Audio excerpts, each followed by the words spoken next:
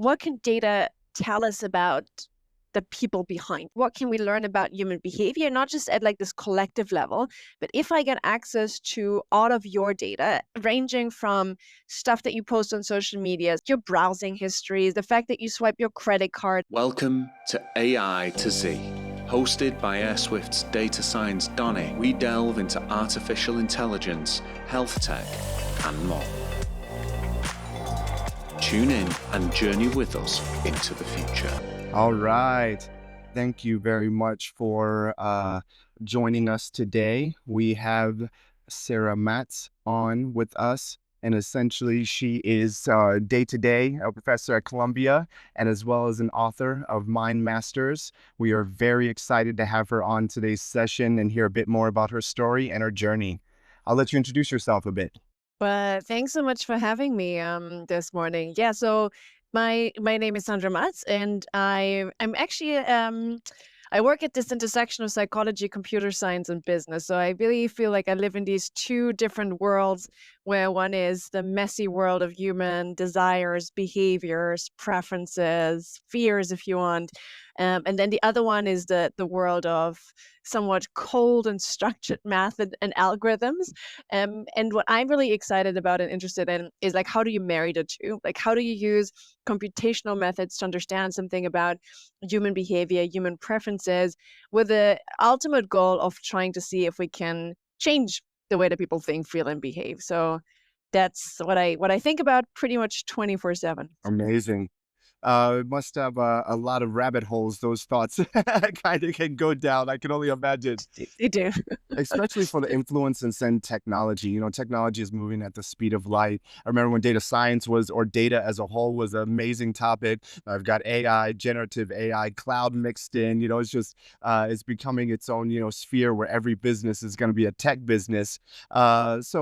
What inspired, the book? Obviously, you wanted to intersect, those two domains, but, having those ideas and actually writing them down and putting everything, in a processed manner is a little bit of a different story. Yeah, no, no, totally. And it's actually, I should say, it was a blissful experience because I think as academics, you oftentimes, like your writing it's very structured, it's very formulaic. You can only say stuff that someone else in the literature has already said and you're building on it. And writing a book, you can tell stories, right? And you can just say, here's something that I'm thinking about. You can speculate a little bit about where this field might be headed.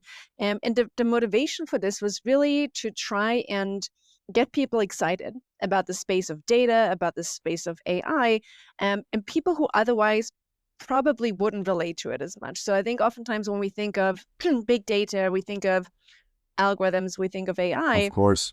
it feels very cold, right? It feels like what I kind of started with. It feels very kind of it's math and it's numbers and it's predictions, but we oftentimes don't really see the people behind the data that is being generated, and then the people that are being influenced by some of these technologies. So what I was really trying to do with the book is say, well, there's a human side of data and there's a human side of AI, and how do you make it relatable for people who otherwise just don't have a connection to this entire tech space? So that was really my hope going in, and it was all motivated by me essentially trying to convince my parents that what I'm doing is interesting and it's relevant to them, even though it sometimes feels so Absolutely. far removed from day to day. Which is very interesting because from my perspective, it is definitely those are that is the generation as a whole that is probably needing this type of information. The fact that you were thinking about your parents and it kind of, I can't be the only one, that light bulb moment where I can't be the only one that, is facing this. What if there was a guide? What if there was some information to kind of bridge the two gaps? And how are you finding things? I would anticipate, I would love a copy of the book, no plug-in, but I Yeah. would definitely keen to hear the success stories or some of the aftermath after writing, something like this. Yeah. And I mean, I think what's interesting is, so for me it was always about like what can data tell us about the people behind it, right? So that, like, if step number one is really what can we learn about human behavior, not just at like this collective level, but if I get access to all of your data, ranging from stuff that you post on social media, so these like very explicit, what psychologists would call identity claims, so traces that you intentionally put out there because you want to present yourself in a certain way, but then also all of these other traces that most people, including my parents, don't think about when they think about data, right? That includes your browsing histories, the fact that you swipe your credit card and that kind of tells me what you buy, where you buy it, and your preferences and routines.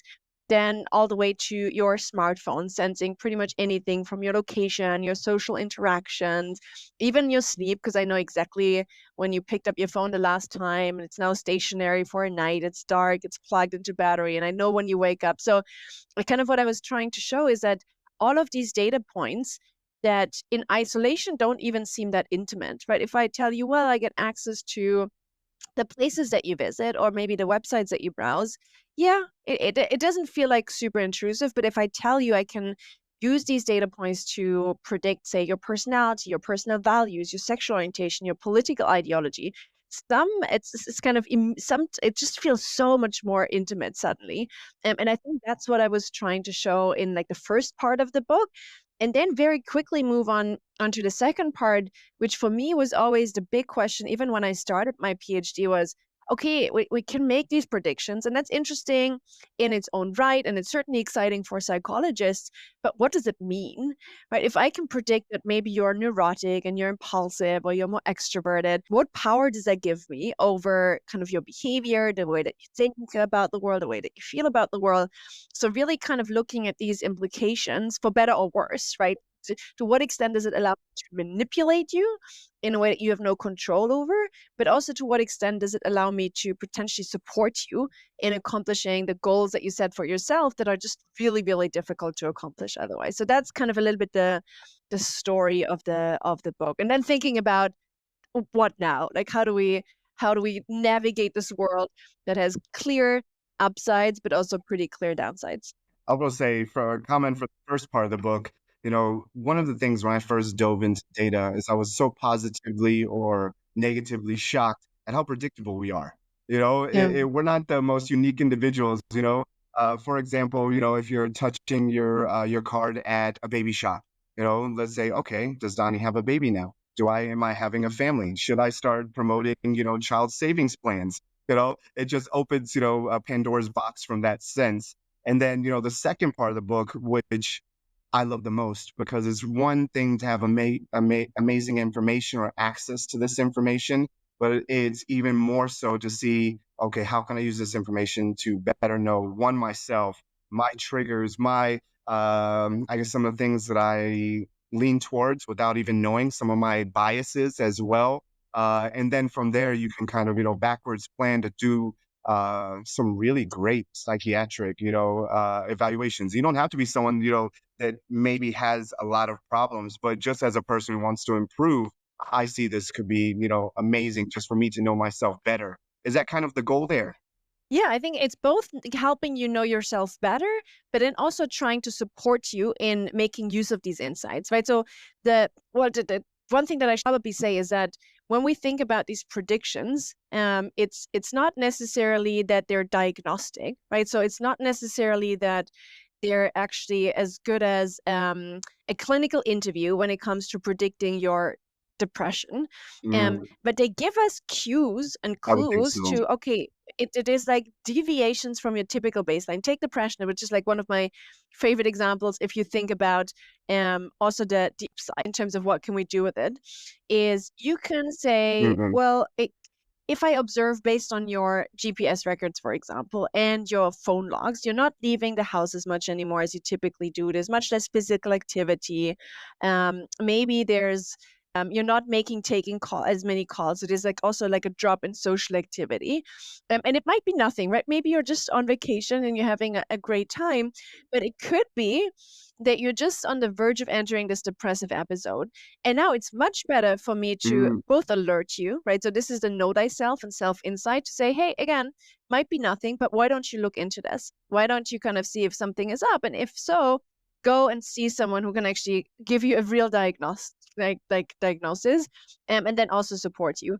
Plus, what AI is really incredible at is kind of creating some of this customized content and making recommendations of what you could be doing. Right? If I see that, again, you might be entering this depressive episode and maybe you haven't gotten in touch with your friends as much or your family members, I could give you like a small nudge and say, okay, seems like you haven't reached out. Why don't you just reach out to person X?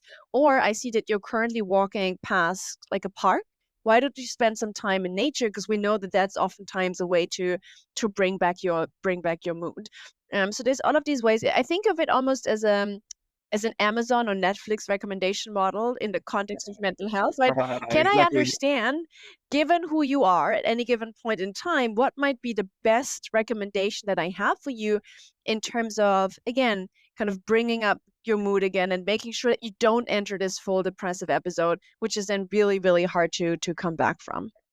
I love the thought process behind this and how it's, as you mentioned, tech is just so far removed. We just see it as data science, AI is just something, infinite, off in space that, isn't actually tangible or, really pertains to us, but to such an extent. But when you merge it with psychology and behaviors and patterns, there is a lot of positive things that can come from that. And one thing I always think of is when I talk to individuals, I'm an ex US Army veteran. So we have a lot of people in our lives that have essentially had a lot of mental health issues. They've struggled a lot with these types of things. And you need to see the warning signs. Life is very fast. Time goes by quick. You're just in the middle of it, your head down, and you don't realize that you're running into a brick wall and not where you think that you are heading. And that is the bit that I am the most excited about. And I would love for you to expand on that a bit. Yeah, and I 100% agree because the problem is also that a lot of these types of mental health problems are characterized by you not engaging with the social world, right? If you take a look at depression, it is essentially characterized by you turning inward, which means that the moment that you need support the most, you're the least likely to reach out and get it. So it's like it's this paradox where you do need it, but you're also in the spot where you're actually not actively seeking it out. So one of the things that you could imagine doing with this kind of, and I think of it like almost like a smoke alarm, is it's not a diagnosis, but it's like it just kind of gives you a sense of like something might be off. Like just go check, right? Go take a look. And it's like a smoke alarm. You could also imagine alerting other people to the fact. So if you know that you have a history, for example, and which is oftentimes the case, so oftentimes people who suffer from depression once have a higher likelihood of suffering from it again. So you could say, I know that I have this propensity to maybe kind of slide into depressive episodes more quickly than other people. And I know that once I do so, I don't reach out to the people who should support me or could support me. So I could set up this early warning system that alerts me, but also alerts someone who I nominate ahead of time, right? I could say, I know I want you to kind of contact my spouse or my family, my parents, whoever it is, if things look like they're off. And again, just tell them it's not a diagnosis, but maybe they can reach out. Right, so maybe they in that Check in, moment exactly. I call it like a check-in, Yeah, hey, say hi, see how yeah. everything is going. Oh, I love that. Obviously with the advances in, I kind of think this might be part two. I might be spoiling a little Good. bit of the book. Where do you see, the advances in technology kind of intersecting and interfusing? Because what I mean by that is, we're seeing a lot of domains, especially with data science, being, we've got business analytics degrees, or do you think the day might come where there's a psychiatric analytics degree where you can almost have a more STEM kind of psychiatric path where you analyze the results and you use that type of, I would say, subject matter expertise in psychology to really be able to dissect information and what that essentially means? Yeah. And I think that's already happening to some extent. So if I think back to, and it is like different routes, right? If you think of psychiatrists, they usually have a background in medicine. So they kind of go through here's how we treat with medication and still like also some of the cognitive and behavioral kind of therapies, but they're mostly trained on understanding biology. And then you have the psychotherapist route, which is usually psychologists who are kind of, they can't prescribe medication, but they can go through some of these behavioral cognitive therapies. And I do think that even in the training that people get, there's more and more talk about like how do we complement existing approaches with something that is based on technology, right? So I think oftentimes when we think of it's like man versus machine, and you kind of see a lot written about, well, how is AI going to replace therapists? Probably not, right? It's probably going to serve the people who otherwise don't have access, and maybe for them it's the only thing that they interact with. But for most other people who have a blood and flesh therapist and can afford that, um, it's probably an interesting complement in the sense that usually you see your therapist maybe like once a week, twice a week, and everything that happens in between, you essentially have to remember, right? So you have to remember what happened so you can take it to the next session. And we know that memory is so fickle, especially when it comes to your emotional response. You can retrospectively tell the therapist, like, here's a fight that I had with my sister, and here's how I think I felt, but it's not really your feeling in the moment. So it's already biased by everything that's happened after, right? If you've made up with your sister after, chances are that you're going to describe your feelings in like the raw emotional state are just like much lower. So you could imagine that there's this world where a therapist kind of like a blood and flesh therapist kind of gives you access to an AI. And whenever you want to kind of capture your feelings and thoughts in the moment when they're still raw, you can do that with the AI, but then you can take it back to the therapist and say, okay, now let's kind of reflect on this together and go through some of the processing that maybe therapists still have a little bit of an edge on. So for me, it's really this combination of man and machine that is the most promising. Oh, wow. And I love that analogy as well because you can kind of go down the rabbit's hole a little bit. You could almost have a video instead, which you could have visual cues. We already have AI that can read people's faces and what they're feeling. You could almost, dissect things relatively quickly. You could almost have a psychiatrist at the palm of your hand of the sorts, which you can essentially, yourself, you're feeling very frustrated. You might not realize it, but you might be very close, your temperature, you're flushed, there might be some warning signs that could kind of potentially, save you some heartache or something like that. Now, how long has the book been released? Like, how long has it been out so far? It was released on January 7th. So man, time flies. So it's a little bit more than 2 months.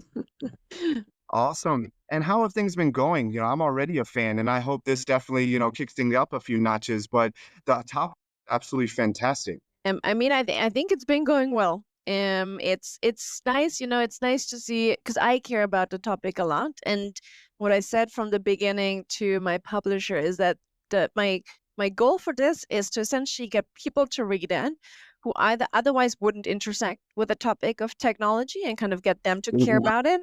And the other group of people that I want to read it is business people. Because they're the ones who can actually make a difference, right? So the business people and plus policymakers are the ones who are going to shape the trajectory of this technology moving forward. And they're in a the way they're also the ones who have to make sure that we're using it to benefit people as opposed to just benefiting the business bottom line. So there's like those two different buckets of people. And I think so far it's landed with both. So that was nice to see. Well, I think between the two parts, you kind of cover, as you said, the first part, the second part, you really do cover, I guess the science behind it, and, some of the more factual bits and pieces. And now we get to, analyze that and see how you can actually pertain it into your daily life. Now, do you plan on, I know it's early days, but, taking a few steps further and how you can possibly, further implement and changing some habits and some behaviors I would think that might be the next step for this. Yeah, I mean, I think we're already working on some of this. So I work quite a lot in the healthcare space. So there's one company that I work with, which is essentially trying to build healthier habits around anything from health, exercise, nutrition. There's obviously a lot going on in the mental health space, which I think it has like similar ideas. So I think that it's what I'm trying to do, and this has been, I think, really the focus of for the last 10 years for my research is for any kind of this a lot of the technology conversation that we see is focused on here's some of the downsides, right? Here's some of the ways in which it can be manipulated. We can get you to spend more money, we can manipulate it, or we can use it to exploit vulnerabilities when it comes to your mental health, for example, which we know is actually Course. happening. So Facebook in 2015 was accused of predicting whether teenagers, so like a particularly vulnerable group, was suffering from something like anxiety, low levels of self-esteem, and then just selling them out to advertisers. But like what I'm trying to do is like, can we just look at the flip side? So what if we're using Methods. exactly what if we're using it to help people save more money? What if we're using it to help improve mental health? What if we're using it to, instead of driving people apart and polarizing people, could we get it to kind of get them closer together and maybe expand their view on the world a little bit? So these what if questions are really at the heart of the most of the work that I'm doing. Well, I think you're asking the right questions, in my opinion. Ex-paramedic, U.S. Army veteran, there's a lot of bits and pieces that you really kind of put in there. And I just hope that, the VA is listening, some of these governmental departments, because there's a lot of apps, there's a lot of technology out there. It's not, almost everybody has a smartphone. If we had something that could just check in with people, even if it's just an AI, how are you today? How's everything? And just having something to write down or speak to, or, something along those lines. I'm really rooting for it, because there's a lot of people that don't realize that something is happening until it's too late. And most importantly, there's a lot of people out there that want to do something about it, but taking that first step is very difficult. So we need to make things easy, accessible. There's all kinds of selling points, but I really think your head is in, just from my perspective, in the right place. Not trying to monetize, but really trying to help. And that question I have, I know we're conscious of time, but where do you see the future heading? I mean, we can talk as positively. Where do we hope the future heads in the next 5 years? Let's put the question that way. Yeah, no, I think it's a nice way, because you could also go down a pretty deep rabbit hole on the dark side. Exactly. We don't want. I mean, I think what you'll see, and again, this is like both plus and upsides and downsides, but I think we're going to get more and more into this world of first of all, agentic AI, so AI making decisions on your behalf, but also AI that really tries to get you as a person. So the term that you're going to hear, I think, a lot more is these digital twins. Can you create like almost this virtual doppelganger that makes choices in the way that I would make choices, that kind of sees life in the same way? And there's beautiful applications of that, right? So some of it is like, can I expand just my interactions with the world by having someone facilitate some of these interactions in a way that I don't have to do the stuff that is boring for me. So if I hate booking my travel, but I do want to see other people and I do want to interact, well, maybe my virtual doppelganger can book all of the meetings for me and can organize travel such that I just get to enjoy the experience as opposed to all of the logistics. But then, yeah, you can also imagine that it kind of goes the opposite direction, where we're kind of losing control a little bit of the choices that we make. So I think that's the space that I think a lot about. Oh, absolutely. I always think of the health tech space, the telemedicine space in particular. I think, us at Airswift, we have mental health access, and we actually have apps and people that we can speak with at any time, at any place, no matter where we're at in the globe, which I love. And I do hope that companies are thinking about adding these additional analytics features, but of course, there takes some signing of some waivers to be able to track your behaviors and track all of these things. But if we could iron out the details and find some companies that are doing it ethically, that won't sell our information or these types of personal details, I think the application, the potential is amazing. And I can honestly say, I am really excited. I'm gonna be looking up your book after this. I hope it's on It's on Amazon, so I can Amazon. take a look to get over here. Yeah. Fantastic. Well, I'm definitely going to take a look, because I'm very excited to hear how technology isn't just going to help businesses make money and them know more about us, but for us to know more about ourselves and decide, what steps we want to take to maybe make a change or two. Sounds great. I hope you enjoy it. Awesome. I'm really excited. Now, at least I know who to write when I got my review. Amazing. And we are so excited to, one, hear about the next steps. So please keep us abreast of how things are going. Would love to have you on a future episode to maybe talk about some things that are happening, maybe a little bit of before and after, and also for part 2, and see how we could, of course, mind masters to the next level. Exactly. Amazing. Thank you so much. Thanks for joining us on the AI to Z podcast with Data Science Donny. If you found value in today's episode, consider following for more insightful STEM discussions. We'll be back with another deep dive. Until then.